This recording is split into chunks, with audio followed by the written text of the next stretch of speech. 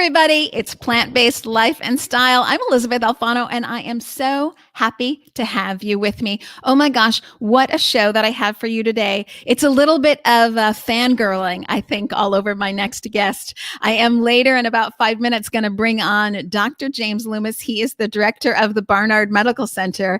And as you guys know, I'm a Food for Life instructor with the Physicians Committee for Responsible Medicine. And I've had Neil Barnard on this show a bunch of times. So I am a fan. In fact, speaking of PCRM, Physicians Committee for Responsible Medicine, I want to let everybody know that on October 24th, I am giving a Food for Life class through West Los Angeles College. But don't worry, it's online. Anybody can register. Anybody can attend around the world. It's online October 24th. Go to register at elizabethalfano.com/recipes. It's called Jumpstart Your Plant-Based Life. I'm going to give you recipes directly for your lifestyle. I'm going to tell you what to put in the kitchen, what to take out of the kitchen, give you all the nutritional foundation information that you need, plus some tips and tricks to get you through parties and dinners outs and all those sorts of things so you can stay on your plant-based life and be successful, which is what we want for you. So go to elizabethalfano.com/recipes and sign up for my October 24th Jumpstart Your Plant-Based Life class. And then every once in a while, somebody will say to me, oh my gosh, your Jumpstart Your Plant-Based Life class has all these recipes and it's so handy. But next week, I'm just crazed at work and I cannot cook. Never fear. You can always go to veestro.com, veestro.com, put in the code Alfono, ALFANO, get 20% off, which is great for you. And they can deliver vegan deals and dishes right to your doorstep. So you don't have to cook. You can put them in the freezer. You can save it for later. You can watch your portion control, all these great things. But if you are having a week where you cannot cook, veestro.com with the code Alfono is going to be your meal ticket. Quite literally.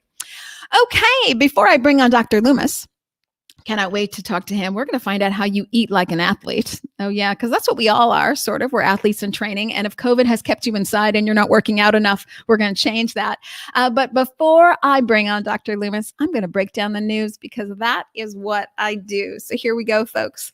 I'm Elysabeth Alfono, and this is the Plant-Based Minute. Every week, I bring you the top 3 headlines in 1 minute or less. Okay, so let's get into it. According to Vegconomist,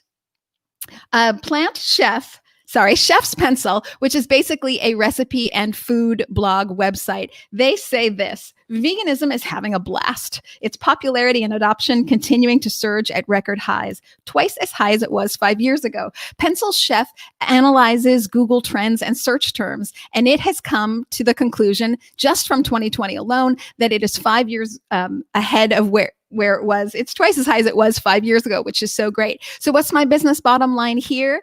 It's that people are saying, oh, veganism and plant-based is going to be mainstream. It is, in fact, mainstream right now. And businesses can either get on board and they can shift their products to be plant-based, or they can be left behind. But it is showing no signs of stopping. My second bottom line today is I've interviewed Stephanie Downs, who is the co-founder of Material Innovation Initiative. And she says that it's actually fruit leather, things like apple, pineapple, even grape residue, that are bringing brand awareness to the $89 billion industry that is vegan leather. My business bottom line here is that companies like Tesla, Mercedes-Benz, Adidas, they are all right to be transferring out from animal-based materials to plant-based materials, because Gen Z and millennials are very much on board. They don't want animals in the food supply chain, and they don't want animals in the material supply chain. And it is, in fact, a misconception to think that animal-based materials are a byproduct of the food supply system. Indeed, they are not.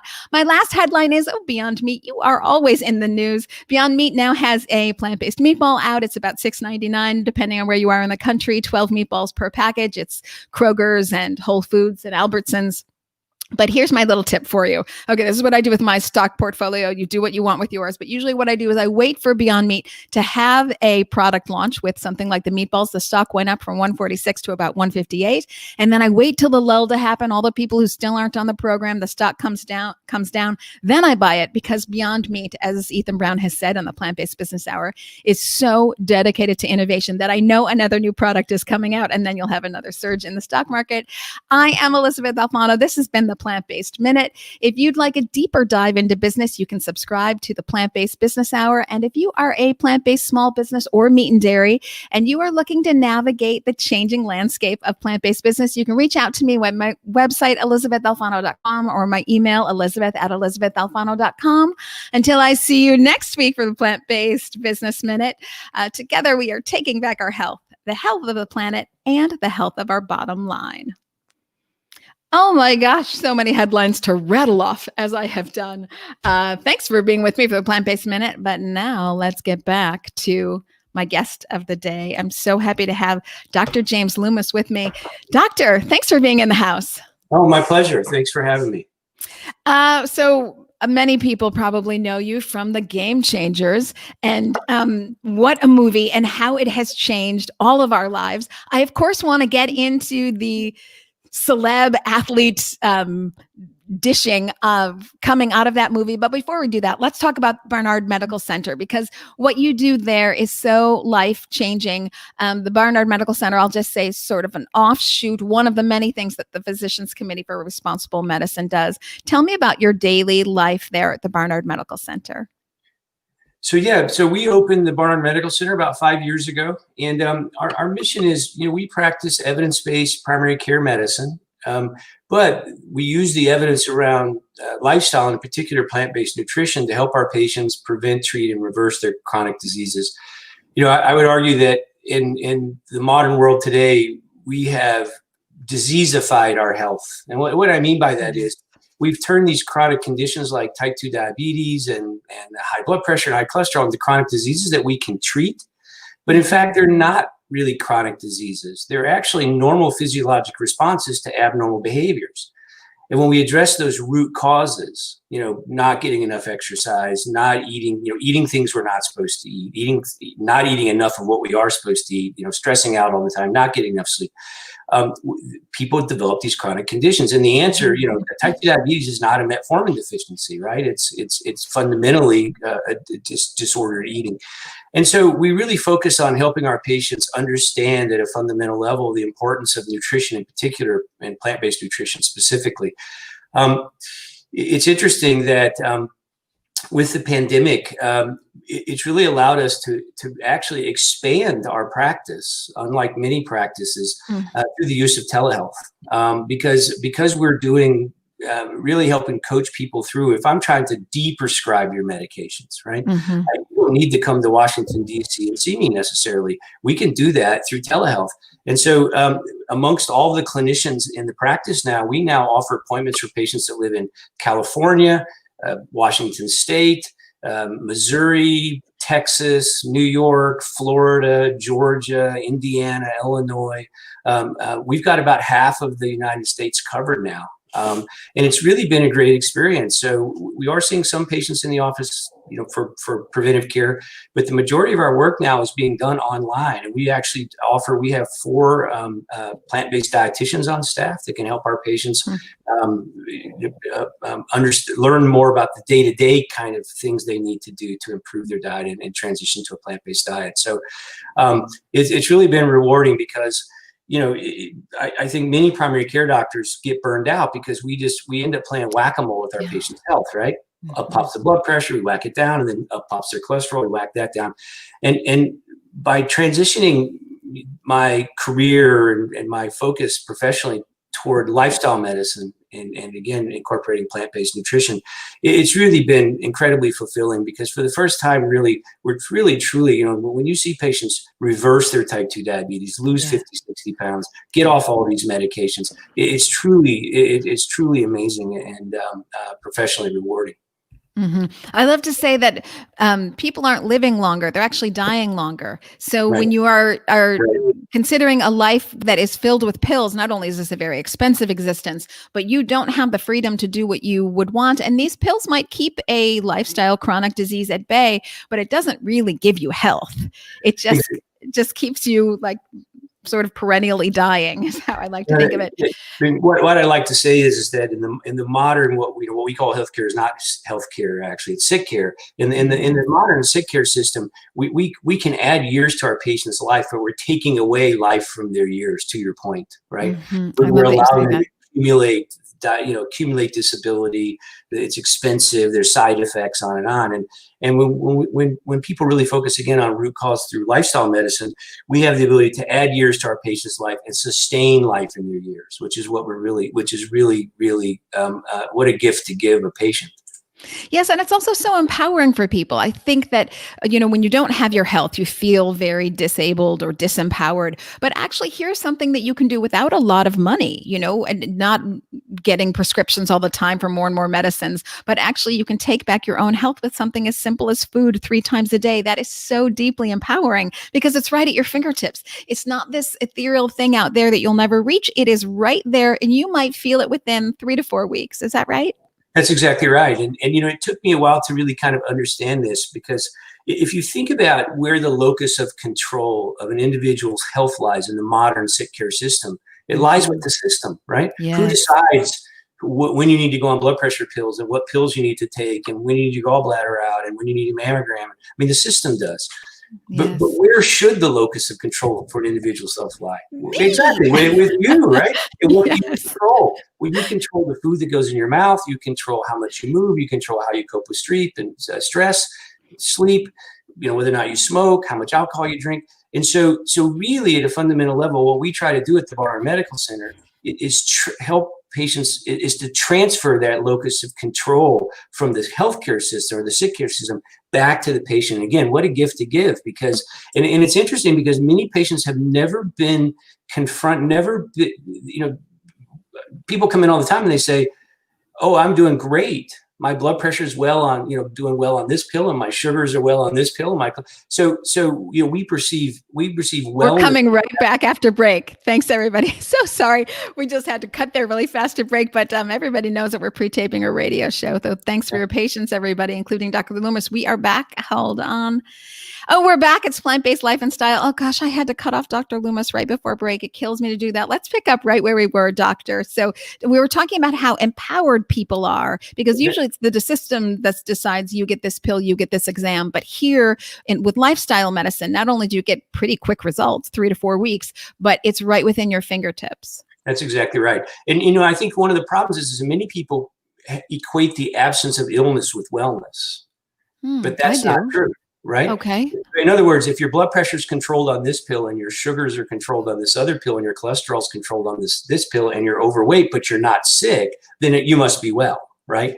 And obviously that is not the definition of wellness. And it's interesting to me that most patients, no one has ever presented them with an alternative view of what being well really is and what is within their reach and in their fingertips, with really, as you said, some very simple things that they can do. Now, I'm not saying it's easy, because unwinding a lifetime of bad habits is difficult, but it is incredibly simple. And so we try to give them the tools, we have online programs and working with our dietitians to help patients make that transition and develop these new healthier habits around plant-based nutrition and a healthier lifestyle.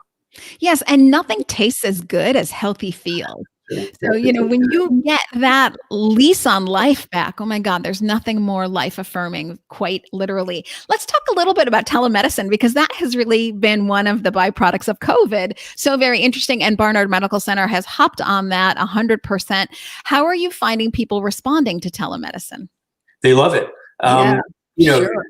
Especially here in DC is in the middle of our office is actually in Washington, DC, and we're in the middle of everywhere in the middle of nowhere at the same time. I mean, you can literally live, 10, 15 miles away in McLean or Sterling or Roslyn, Virginia, and it might take you an hour to get there with the traffic and such.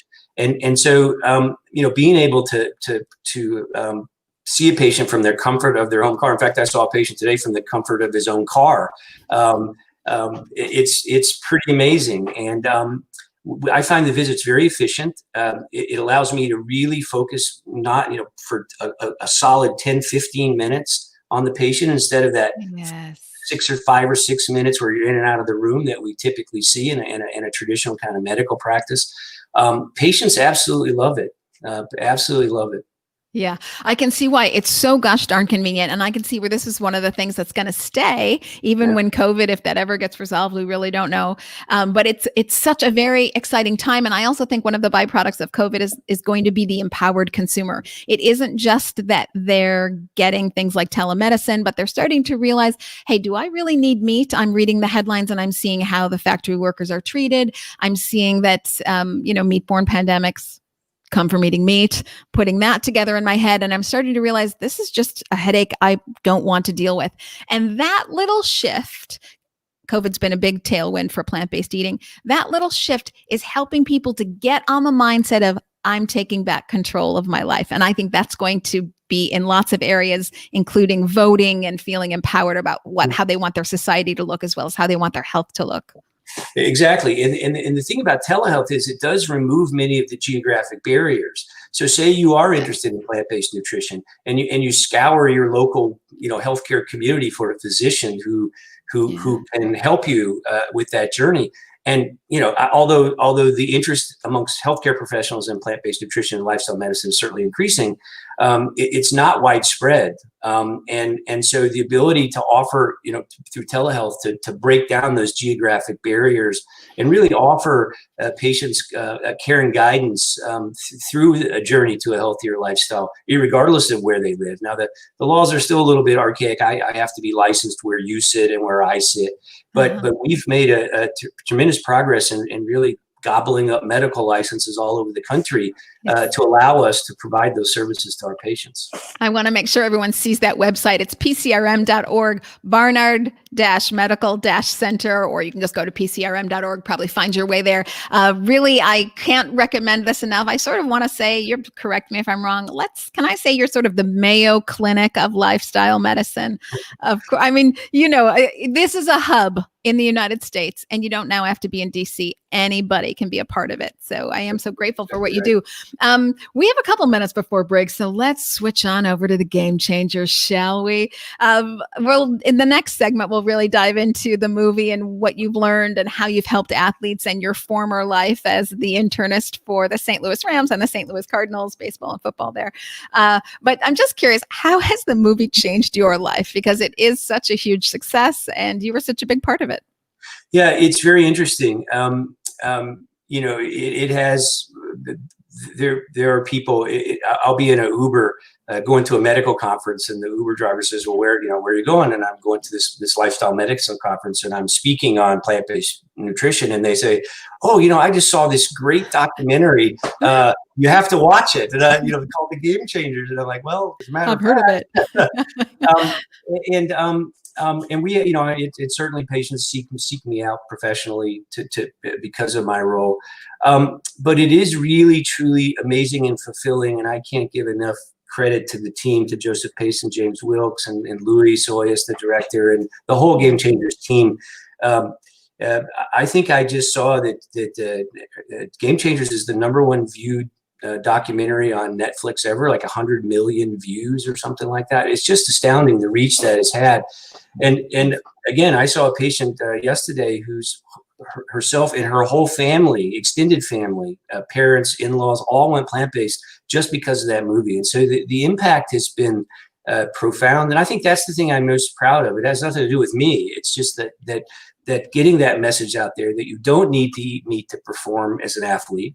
And if you don't eat meat, you'll be healthier. And just as important, I think, in the modern world is the planet will be a healthier place. And it's such a simple message that was so well crafted and it wasn't preachy. It's not telling you gotta eat plants to perform. That wasn't the message at all. It's just the simple fact that we as human beings are designed to run on plants, and when we do what we're supposed to do, we can perform at a high level, and everyone benefits. Mm-hmm. Yeah, one of the things that I loved about the movie was that how often do you have one solution for so many problems? You've got the solution for the environment. You've got the solution for animals. You've got the solution for your own health. You've got the solution for the healthcare system. I mean, you've got one solution, and it's not even a hard one to implement for so many problems. I hate to do this. We're going to take a break. But when we come back, we'll be with Dr. Loomis, who is the medical director of Barnard Medical Center. I am in love. Thank you for all you do. Everybody will come right back after break. It's Elysabeth Alfono on Plant-Based Life and Style.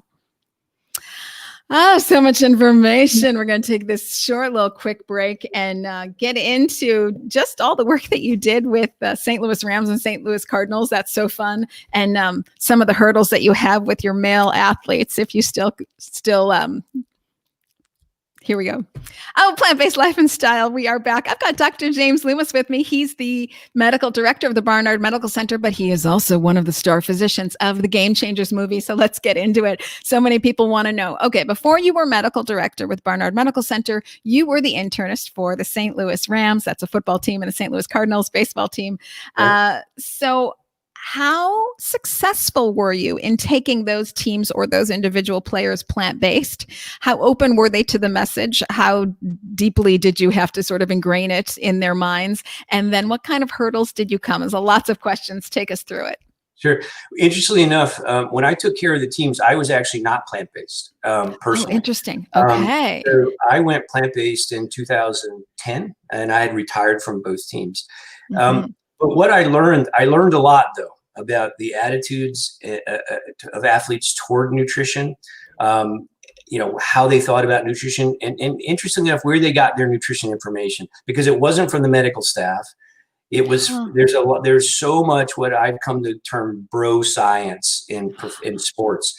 Your teammate is big and strong and fast, and you want to be like him. So you ask him what he eats, and then that just kind of snakes its way through the locker room.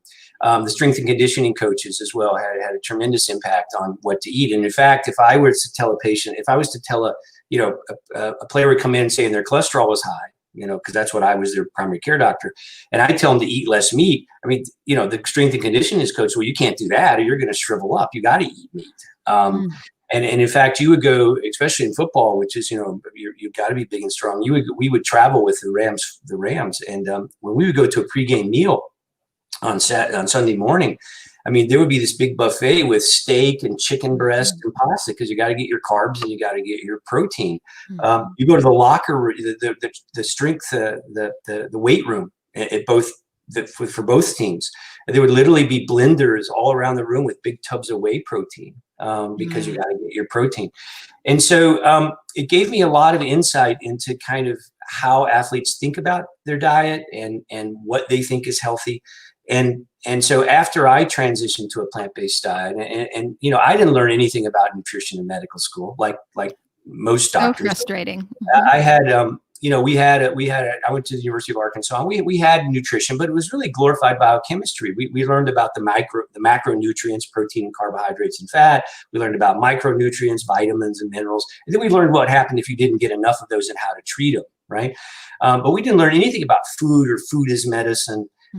And I literally had to become a patient myself in the fall of 2010 into 2011 after a knee injury and being a bad patient and not doing rehab after surgery and gaining a lot of weight. I developed a number of lifestyle-related medical conditions and started to collect doctors. None of my doctors talked to me about my diet. I saw forks over knives serendipitously, laying on the couch. And, I knew what a vegan was at the time. And to me, my perception was someone who ate granola and hugged trees and wore Birkenstocks. And, I think no longer 1970, doctor. Exactly. But we all have so much cognitive dissonance around where our food really comes from. And that was certainly, as I moved through my own personal journey into plant-based nutrition, you certainly kind of start to peel back the layers of the onion and discover that, the food system we have in place today is incredibly tainted and not very compassionate and certainly not very healthy. But anyway, and I was able to lose, tremendous amount of weight and reverse all of my chronic diseases in a very, very short time, actually, 4 or 5 months. And so I had been interested in sports nutrition. I had run track in college, and I had been a pretty competitive road runner in medical school, marathoner, 10K, 5K, that range. And as I regained my health back, I was able to return in my 50s back to competitive endurance athletics. And in fact, last summer, to celebrate my 60th birthday, I trained for and completed Lake Placid Ironman. I wanted to do something epic for my birthday, and that was pretty epic. And if you would have told me 10 years ago or 20 years ago that at age 60 I'd be doing an Ironman triathlon and I wouldn't be eating any meat or dairy, it'd be just all fueled by plants, I would have told you were crazy, right? But it is the power of plants, and then getting to be involved in the movie and meeting some of my heroes like Scott Jurek and such was really such an amazing experience. That whole experience was just amazing. So much to unpack there. Go ahead.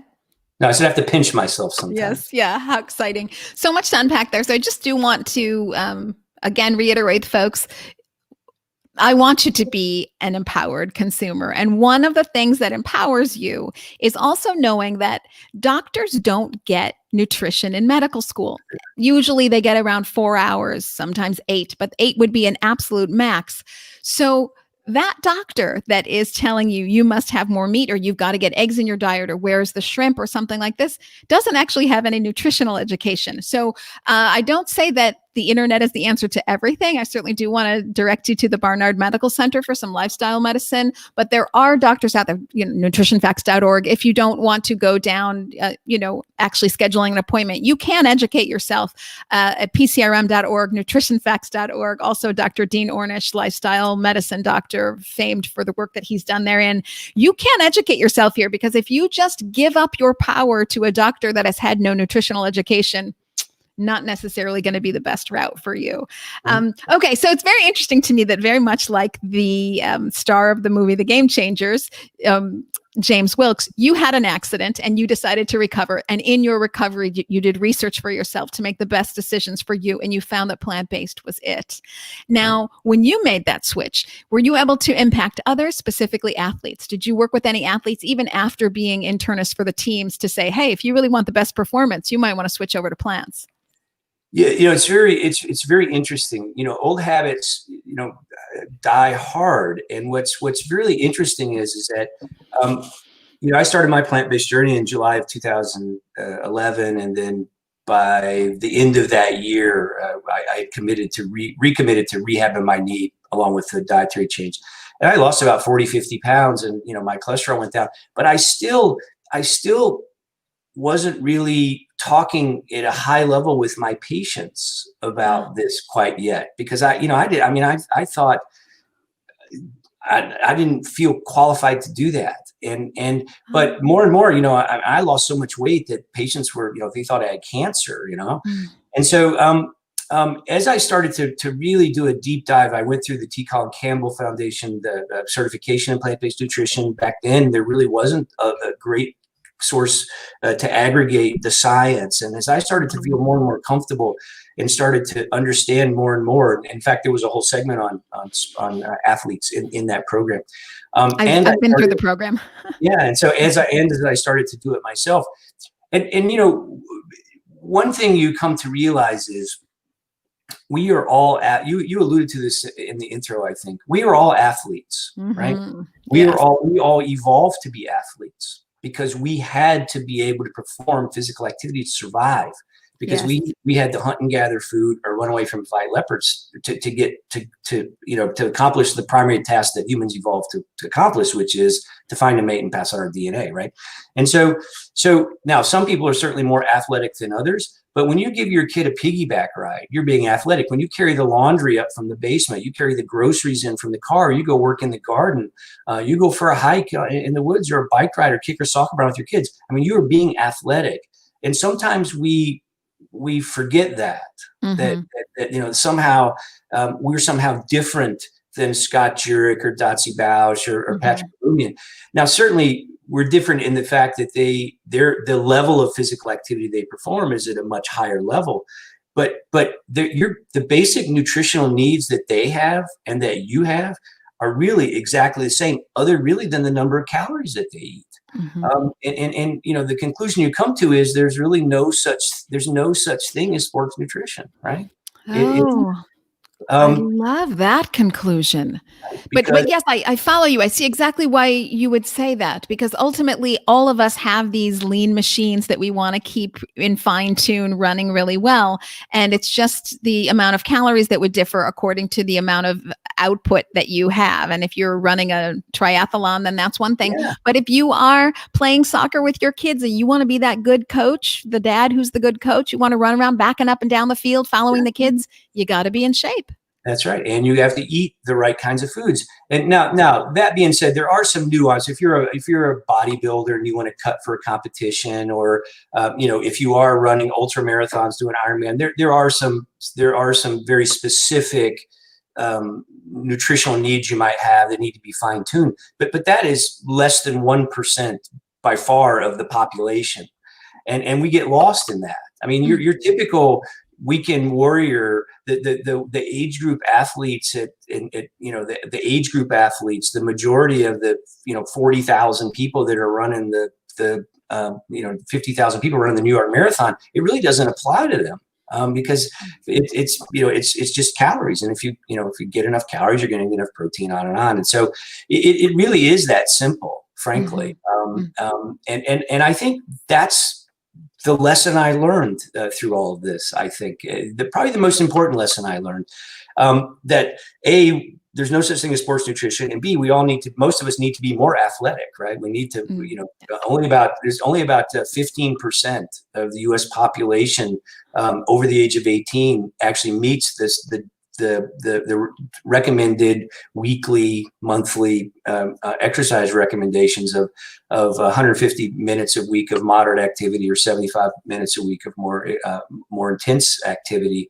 And so again, it's really, again, when you back it up to what it means to be healthy, it's about really trying to find that balance between your physical health through movement, your emotional health through stress management and sleep and recovery, and your nutritional health, and keep those things and find that balance. And without being flippant, it really is as simple as that. And what I mean for that is it is as easy to do today as it just sounds. We're going to go to break. I'll be right back. Oh, when we come back, everybody, what are your tips for eating like an athlete? I can't wait to hear it from you. And also maybe you can give us some tips on, the young athlete, if there's any difference between the high school athletes and the older athlete. But we're going to get right into it. Here we go, everybody. Plant-Based Life and Style. I am back with Dr. James Loomis. He's the medical director at Barnard Medical Center and one of the medical stars, one of the doctors of the Game Changers movie. So we are here to talk about his tips. So Dr. James Loomis, you were the former internist for the St. Louis Rams and the St. Louis Cardinals. Give me your tips for eating like an athlete. Well, I think the key the key element of diet is we need to eat the foods we are designed to eat as human beings, right? So, we are designed to eat the same foods our ancestors have been eating for tens of thousands of years. And our ancestors were athletes because they had to be to survive. And although there's no such thing as a paleo diet with a capital P, there were certainly ancestral dietary patterns. And this was addressed in the movie and in the Game Changers. Our ancestors were not hunter-gatherers like you hear. We were gatherer-hunters in temperate climates. Mm-hmm. And what we gathered was unprocessed, whole food, plant-based sources of energy. It was roots and stems and leaves and seeds and fruits and nuts and vegetables and berries, legumes. I mean, there was no white flower tree or canola oil bush or Dr. Pepper nut, right? Yeah, thank God. So all these highly processed foods are not part of the optimum human diet. We didn't have dairy products because we hadn't domesticated mammals yet. That didn't occur till 7,000 to 8,000 years ago, depending on the species. And in addition to that, if you think about what milk is, it's a biologic fluid that evolved to facilitate a baby mammal turning into a mammal big enough to find food on its own. And the milk is species specific. Mm-hmm. So once we can do that, we don't need our mother's milk anymore. And that's why you don't see human milk on the grocery store shelf, right? Mm-hmm. So the idea we should be drinking another mammal's milk that evolved to facilitate a 70-pound cow turning a 700-pound cow doesn't make sense. Now, there's no doubt that our ancestors did eat some meat, but A, it wasn't very much. B, it came from wild animals, not cows and pigs and chickens and even fish now stuffed full of corn and antibiotics and God knows what else. Hormones. But most importantly, I think you could argue that our ancestors probably did have a survival advantage to having that concentrated animal fat and protein because they needed to get big and strong to get away from leopard before they died of infectious disease when they were 30. So they never had to worry about, if I eat all this red meat, am I going to get colon cancer or have a heart attack, because they were already dead. And we've unmasked that through the extension of the human lifespan, primarily through sanitation and antibiotics over the past couple hundred years. And then when you step back and think about the environmental implications of how we raise animals today, how we treat animals in the industrial food system we have today, I think you can make an incredibly strong argument that a whole food plant-based diet is the optimum diet for human health, planetary health, and athletic performance, for that matter. I'll just want to add to that. So this was something I didn't know until I went plant-based. Meat has no fiber. And I would argue that it's impossible to be healthy if you don't have fiber in your diet. So you have this very long intestinal tract, and then you're eating something that has no fiber. So that's why it sits there for 2 or 3 days. And then you have things like colorectal cancer. So meat has no fiber. I want people to keep that in mind. Okay, so you're saying a whole food plant-based diet is how we can eat like an athlete, because basically we are all athletes. There isn't that much difference between the actual athlete making the basket and us. Right. And the reason that a whole food plant-based diet is so important, with not only for our health, but our athletic performance, centers a lot around inflammation, right? So if you look at the standard American diet, it is highly, highly inflammatory. And that's driven by saturated fat that you find in meat and dairy, which has a very high omega-6 content, which is inflammatory, and a very low omega-3 content, which is anti-inflammatory. We don't get a lot of oxidative antioxidants. When we exercise, we burn oxygen, and that creates, as a natural part of that, we create what are called oxygen-free radicals. And oxygen-free radicals in small doses play an important cell signaling mechanism. So, for example, when you start to exercise, your oxygen consumption goes up, your oxidative stress goes up, and that sends a signal to your muscles, hey, I'm getting ready to damage you, so get ready to fix me when I'm done. We have a very limited inherent ability to mitigate oxidative stress. Any extra antioxidant capacity has to come from our food, and the only place you see antioxidants is in plants. And in general, the more color a plant has, the more antioxidants it has. And what I found, both personally and talking to every single athlete that I met through Game Changers, and every athlete that I've taken care of, professional athletes, amateur athletes, is that their ability to recover after hard workouts is phenomenal. And I mean, at 60 years old, in my late 50s, 60, when I'm training for Ironman, I'd go on these, 80, 90 mile bike rides, get off my bike, run 5 miles, get up the next morning, run 15 miles, and go swim 3 miles. I never got sore. I never got stiff. It was astounding. And every single athlete says after they transition to a plant-based diet, their ability to recover, it went up exponentially. And it's because of the anti-inflammatory nature of the diet inherently, because it's a plant-based diet has a much lower omega-6, omega-3 ratio, and is packed with these antioxidant, anti-inflammatory compounds that come from these colored fruits and vegetables. Yes, and also, don't I have this right, that actually animals, and including humans, don't make protein. Protein comes from plants and microbes. That's right. This is just the animal that eats the plants and microbes, and therefore they have protein. But animals do not make protein. Protein does not come from animals. All protein comes from plants. That's exactly right. And, one of the biggest pushbacks, the biggest question I always get is, where do you get your protein, right? Yes. So, my usual retort, and hopefully not in a non kind of snippy way, is to say, let me ask you a question. Do you turn on National Geographic and see a special on mountain gorillas or elephants and worry about where they get their protein, right? Yes. Right. Yes. So why are you worried about where I get my protein? Because that's where I'm getting my protein in the same place they do, because they're herbivores. Yeah. And in fact, to your point, all that protein in a hamburger or steak, where did it come from? It came from the plants that the cow ate, right? And so the cow just acts as the middleman, and it's used all the good stuff, all the fiber, all the antioxidants, all the vitamins and minerals to run its own machinery, and it just leaves us with protein and fat. And so again, that's why a whole food plant-based diet is so important. And plants have protein in general. A whole food plant-based diet has about 15% plant-based protein, which is plenty of protein to fuel an athlete. So the key, if you're athletic, is not to eat. It doesn't matter. I mean, if you're a strength trained athlete, you might need the key is not more protein; it's more calories. Because I can guarantee you that Patrick Babumia and Scott Jurek aren't eating 1,800, 2,000 calories a day. When I'm training for Ironman, I'm not eating 2,000. I might be eating 4,000 or 5,000 calories a day on a heavy training day. And guess what happens when my calories go from 2,000 to 4,000 calories? my protein intake doubles. Right? Sure. As long as you have a varied diet, you are getting all of the protein and all of the minerals that you would need. The one exception to this might be B12, but that's going to also be the same with animals. So if, as I understand it, B12 is actually added to animal protein because the animals don't get it either, because B12 comes from the soil and our soil is so degraded that animals don't get it, and neither do we. So you take and my B12 is a sweet tasting B12, so I love it. Take that every day, every other day, and you are more than set. Our time together is so limited, so I do want to ask one more question. So here we've been talking about how can the average person eat like an athlete, because actually the average person is an athlete. So that's so exciting to be, again, empowered. But if we're talking about someone who perhaps is still living with their parents, they're in high school, their folks are still feeding them, their folks are perhaps worried about them. If I hear like, oh my gosh, he's a growing boy, I have to give him a steak one more time, I'm going to sort of spit up. But if you could give some tips for the young, aspiring high school athlete. Well, have your parents watch Game Changers. Game Changers.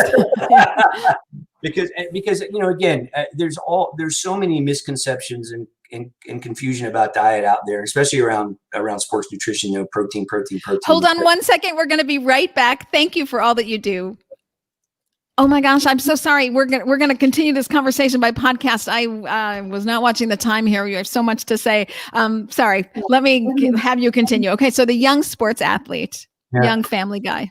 So I think the most important thing you do is have your parents watch Game Changers, right, and educate them, because even kids that are in college, eating a healthy, whole food, plant-based diet doesn't have to be complicated. Doesn't have to be expensive, right? I mean, canned beans, rice, you can get microwavable packets of rice at Trader Joe's, chop up some vegetables and, you've got a healthy meal, throw some greens in there. So, and we're blessed today because there are so many amazing food blogs, YouTube channels, Matt Fraser, who has a No Meat Athlete, has a great cookbook. And there's cookbooks on how to eat, how to eat on a budget, plant-based, and how to make meals in 30 minutes or less. So there's so much information out there.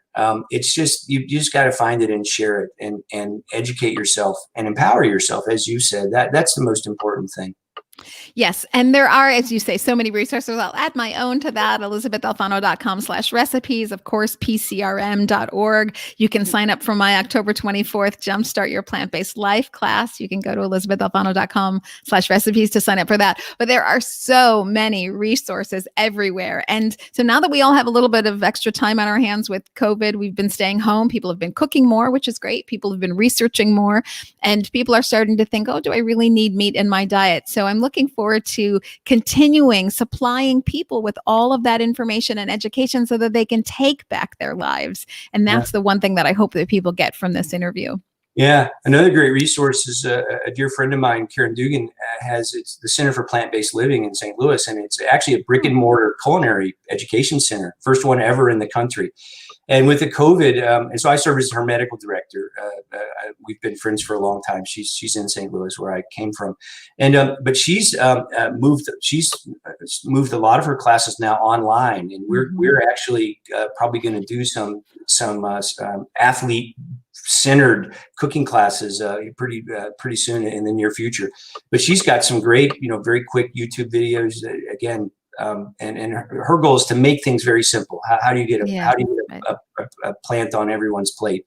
And so again, so many great resources out there that weren't available even 10 years ago when I was trying to figure this out all on my own, if you will. Yes, right. And for that parent who has the child at home, I would just say, I know how scary it is. One thing when you take on your own health in your 40s or whatever, but you might be wanting to lean on someone like a doctor to really point you in the right direction. But again, remember, not all doctors get nutritional education in medical school. In fact, most don't.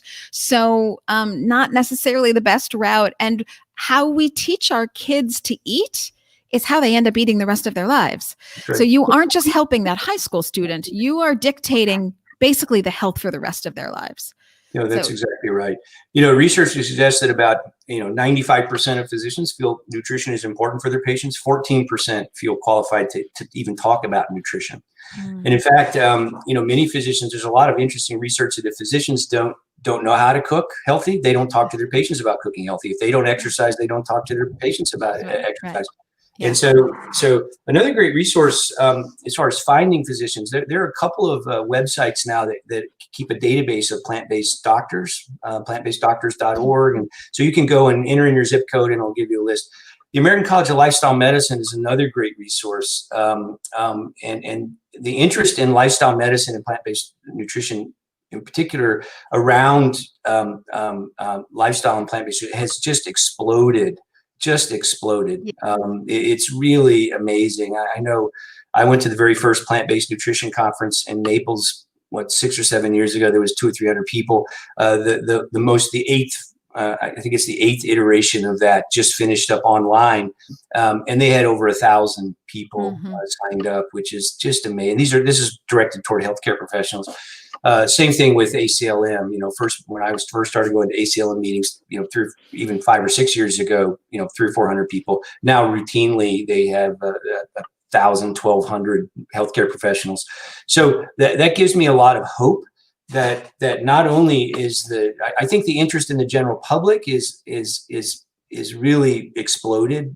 A lot of that driven by movies like The Game Changer and Forks Over Knives. But it's heartening to me that we're seeing this, that even though the healthcare community may be lagging behind a little bit, physicians are starting to really understand the power of lifestyle and the power of nutrition, and particularly plant-based nutrition, and really getting to the root cause of these chronic diseases. Yeah, I want to give a shout out to Dr. Scott Stoll, who is the founder of the PlantRition Project. He's been on this show a bunch of times. Sure do love him. He does a world of good for helping doctors get the nutrition education they didn't get in medical school. There's also an app, I think, by the Physicians Committee for Responsible Medicine that helps do that as well, so that doctors can have some of that information on their phones. I have a quick question for you, and then a couple of very fast exit questions. Every once in a while, I'll get the retort that a diet is a personal thing, and that there isn't an overall answer, and that some people just need meat. What do you say to that? Yeah, I know of no scientific evidence that suggests that that a meat-heavy diet is healthy for some people, but not for others. It just doesn't make a lot of sense. Again, and now there is a keen interest in what's called personalized nutrition, which is really looked at a genetic level. But my conclusion from a lot of that is that when you really, again, when you peel back all the layers of the onion, when you get to the end, it's a high fiber, low fat, primarily plant-based diet, which is key. And people talk about, I have this certain blood type, so I need to eat this, and your blood type's different, so you need to eat that. There's no sound scientific evidence that supports any of those kind of ideas. Yes, I do again want to encourage everybody to go to ElysabethAlfono.com/recipes, my October 24th class, Jumpstart Your Plant-Based Life, because we go over just this, is that you start with a whole foods plant-based diet, and then everybody can tweak it to how they see fit. I mean, I come from a family of, spicy food eaters. So of course, my spicy Italian beef, my spicy lasagna, I've got it all spiced up. Maybe that's not going to be the thing for you, but you can tweak it according to need be. But scientifically speaking, everybody just start with a whole foods plant-based diet. You're going to do yourself a world of good. As we go to our exit questions, I'd love to ask you, now that the world's going plant-based, so that's probably what you're going to say, but if you could be a little bit more specific than that, what are your predictions for 3 to 5 years out? I think we're going to, as you've alluded to, we do not have a sustainable healthcare system from an economic standpoint. At all. We don't have a sustainable food system from an environmental standpoint, and something has to give, right? And I think people are finally starting to understand the importance of the food that we eat. As you already said, right? What one thing you do one thing and you save the planet and you save the healthcare system, and you show compassion to other living creatures. It's a plant-based diet. So I think that I think we're, Louis Soyas has talked about, when we get to about 10%, that tipping point about 10%, then that's where a fad or an idea becomes mainstream. It really accelerates exponentially. And if you look at the interest in plant-based nutrition, Veganism has been at that kind of 4% for a long time. And just in the past few years, it's really started to tick up. And I think we're going to hit that 10% level here pretty soon. And once that happens, I think that the script will be flipped, if you will. That when you go to a restaurant, the default's going to be plant-based, and you're going to have to ask for the meat, right? That's what I think. And I think it's going to change. I think it's going to change the way. I think it's going to fundamentally change the way farming. I think dairy is going to go away, or at least significantly diminish. So I think we're on the edge of a tsunami of change in this country, worldwide, but particularly in the United States, around how we think about diet, what constitutes a healthy diet, what kind of food we eat, how we grow that food, who grows that food. And so I really think, and I think all these things are kind of coming together: the environmental aspects, the health aspects, the cost aspects, and I think we're right on the cusp of really seeing a sea change across the board. Yeah, it's really such an exciting time. There's a study done by a food service organization called the Guru's Food Service Organization, but they were saying that of the 31,000 people polled from 26 countries, 3% are vegan, 11% are vegetarian, and 20% are flexitarian. It is actually the meat eaters. This is why I say the empowered consumer that says, this probably isn't that great for me anymore. The meat eaters that are looking to get the meat out of their diet, because we all know Beyond Meat's not for vegans. Beyond Meat is for the meat eaters who are looking for a better option. So it's that growing consumer base of flexitarians that are working the meat off the plate. They are growing and taking us, really, that would be a third of the planet then, 20% plus 11% plus 3%. You're looking at 34% of the planet, and it's driven by meat eaters. So it is a very empowering time. And that's just meat. But, of course, you look at dairy, 65% of Americans are lactose intolerant, much higher if you're African American or Asian American. So there you're having government subsidies telling you to eat things that literally make you sick. So you just think about how empowered you want to be, folks. Is that the life you want? Right. And I think when consumers, we're being marketed to, our tax dollars go, unfortunately, through the checkoff programs and things like that to, encourage us to got meat, and the real cheese programs and the white meat with pork and not the other white meat pork programs. Those are all funded by our tax dollars. But the thing is, I think what's going to happen is, and I think you've already started to see it, in the fast food industry, for example, money talks. And when consumers stop buying meat, dairy, and you look at the explosion of plant milks. You go to a mainstream grocery store now, and there's as much shelf space dedicated to plant-based milks as there is to dairy, right? Every day you read about dairies going out of business, going bankrupt. So despite all the influence of the lobbyists and the government and, trying to kind of get us to eat these things which aren't healthy, I think that consumers, as we empower ourselves, as you've said many times through our talk today, as we start to empower ourselves, that's what's going to drive. I think that's where the tipping point is, because when people stop buying meat, hamburgers at McDonald's, well, guess what? McDonald's is not going to sell hamburgers anymore, right? They're going to have to find other alternatives, or they're going to go out of business. In fact, I would challenge those corporations to get with the program sooner rather than later, because millennials and Gen Z, they're not buying your stuff. They're switching their purchasing power. It's such an exciting time to be alive, because I think in our lifetime, Doctor, we will see the world go to a tipping point. Do you agree? Yeah.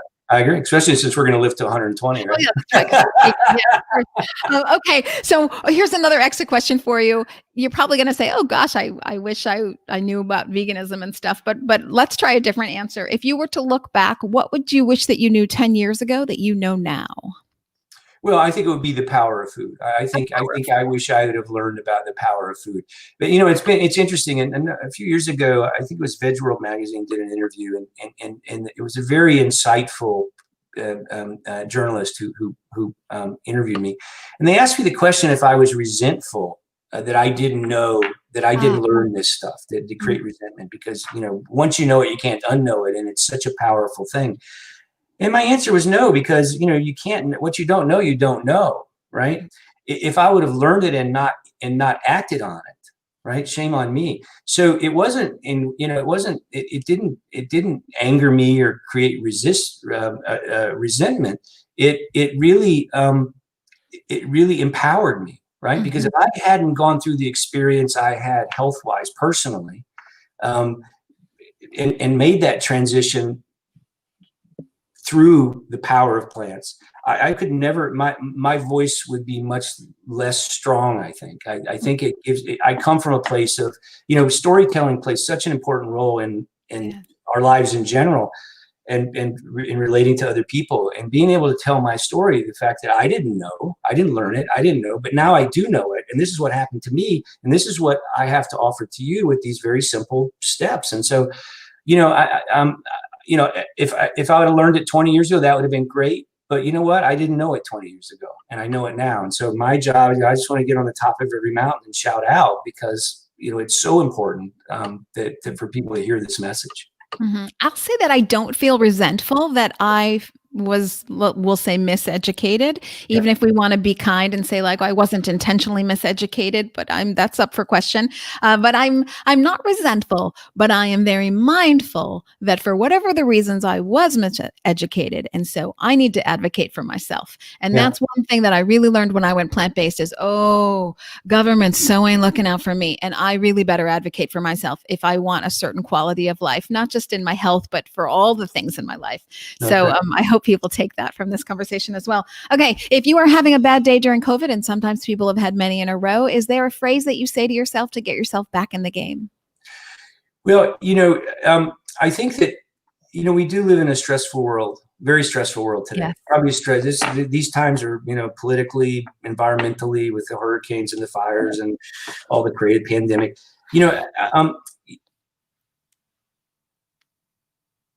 Oh dear, we have lost Dr. Loomis. Something has happened to Dr. Loomis, and I do not know if he is coming back. We'll give him a minute here, but I'll just say that I like to say nose to the grindstone, eyes to the sky. It's one of my very favorite sayings that sort of keeps me in the game and keeps me just working really hard, but also keeping my eye and the vision on the future.